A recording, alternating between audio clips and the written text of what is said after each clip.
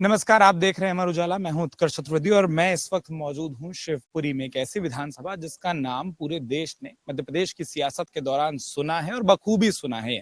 एक ऐसी विधानसभा जिसने कई बड़े चेहरों को मध्य प्रदेश की विधानसभा में भेजा है। देवेंद्र जैन जी मेरे साथ मौजूद हैं, भारतीय जनता पार्टी के प्रत्याशी हैं, पूर्व विधायक रहे हैं। सबसे पहला सवाल तो ये, किन मुद्दों पर आप जमीन पर चुनावी सियासत में जा रहे हैं? इस क्षेत्र का विकास और जो इस क्षेत्र पे खतरा मंडरा रहा है, इस क्षेत्र की शांति और सुरक्षा मेन मुद्दे हैं। इस क्षेत्र की कुछ समस्याएं, कुछ लोगों ने जो पाप किया, हमारी पेयजल योजना, शिवपुरी नगर की जनता सबसे ज्यादा यदि पीड़ित है तो पेयजल, उसको ठीक करने का काम। और इस क्षेत्र में पिछले 25 साल से जो शांति, अमन और चैन और सौहार्द का वातावरण रहा है, उसको कायम रखना। आपका इशारा बखूबी समझ रहा हूँ। आपके जो विपक्षी प्रतिद्वंदी हैं, कांग्रेस के उम्मीदवार हैं, प्रचार में आप एक बात लगातार कहते हैं कि ये ध्यान रखना होगा कि उनकी मूल विधानसभा क्या है, उनका घर कहाँ है। ये पूरा क्या मामला मुद्दा है, अगर दर्शकों के लिए आप रखें? मुद्दा सीधा सीधा है। शिवपुरी विधानसभा के निवासी नहीं, अभी पिछले 30 वर्षों से पिछोर के विधायक रहे, स्थायी निवास ग्वालियर है। वैसे अस्थायी निवास तो उनके दिल्ली, बॉम्बे, भोपाल 10 जगह हैं। तो हमारी क्षेत्र की जनता को तो उनका मिलने का प्रश्न पैदा ही नहीं होता। हालांकि जनता ऐसी नौबत ही नहीं लाने देगी कि उनको यहाँ रहना पड़े। कांग्रेस के बड़े बड़े नेताओं ने कहा कि वो इतने बड़े उम्मीदवार हैं कि अगर ज्योतिरादित्य सिंधिया भी शिवपुरी चुनाव लड़ते तो वो जीत जाते। सिंधिया जी से क्या मुकाबला करेगा? सिंधिया जी के एक सैनिक देवेंद्र जैन से मुकाबला इनको 3 तारीख को पता पड़ेगा।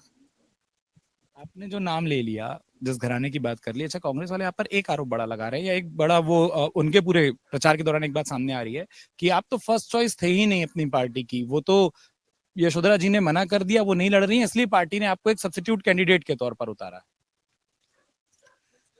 भारतीय जनता पार्टी में बाल्यकाल से हूँ। उसके भारतीय जनता पार्टी के पहले 80 के पहले हमारी पार्टी का नाम था भारतीय जनसंघ, बहुत पुराना। विभिन्न पदों पर रहा हूँ, शिवपुरी से भी विधायक रहा, कोलारस से भी रहा। हमारे जहाँ ये सब फैसले करने का काम हमारे उच्च पदाधिकारियों का है।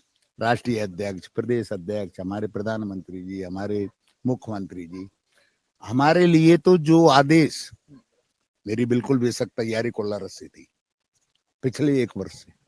बाकी हमको आदेश मिला कि हम शिवपुरी चुनाव लड़ें तो लड़ेंगे। तो वो वाला मलाल नहीं जो तैयारी कोलारस के लिए कर रहे हैं? बिल्कुल, काय का मलाल। वो और तीसरी जगह भी बताते तो वहां भी पूरी दम से लड़ता और चुनाव जीत के आता। तो ये कोलारस से तैयारी आप क्यों कर रहे थे? मतलब आप भी शिवपुरी के निवासी हैं, शिवपुरी में आप विधायक भी। मेरा जन्म कोलारस हुआ है, मेरी ससुराल कोलारस है, पैतृक एग्रीकल्चर लैंड है बहुत मात्रा में, पैतृक मकान है मेरा खुद का। और अभी पिछली बार 2008 से 13 तक मैं वहां से विधायक था, इसलिए स्वाभाविक रूप से मैं तैयारी कर रहा हूँ। एक आखिरी सवाल पूछूंगा, मुझे मालूम है आपको वक्त देना है। आप प्रचार में अभी अपनी एक लाइन कही कि मेरा अंतिम चुनाव है, और ये अब तक मैंने इस तरीके से नहीं सुना था, ये आप क्यों कह रहे हैं?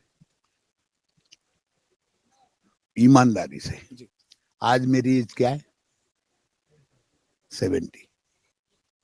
5 साल जोड़ के कितनी हुई? स्वेच्छा से सेवा निवृत्ति लेना, और वो भी केवल मना ये किया है कि मैं पब्लिक का चुनाव नहीं लड़ूंगा, जनता की सेवा करूंगा। निराश्रित आश्रम, अपना घर, हॉस्पिटल और भारतीय जनता पार्टी की भी संगठन में काम करूंगा। घर बैठने का नहीं कहा मैंने, विधानसभा नहीं लड़ूंगा। बहुत शुक्रिया देवेंद्र जी हमसे बात करने के लिए। देवेंद्र जैन जिन्होंने साफ तौर पर कहा है कि कुछ काम अधूरे हैं जिन्हें पूरा करना है।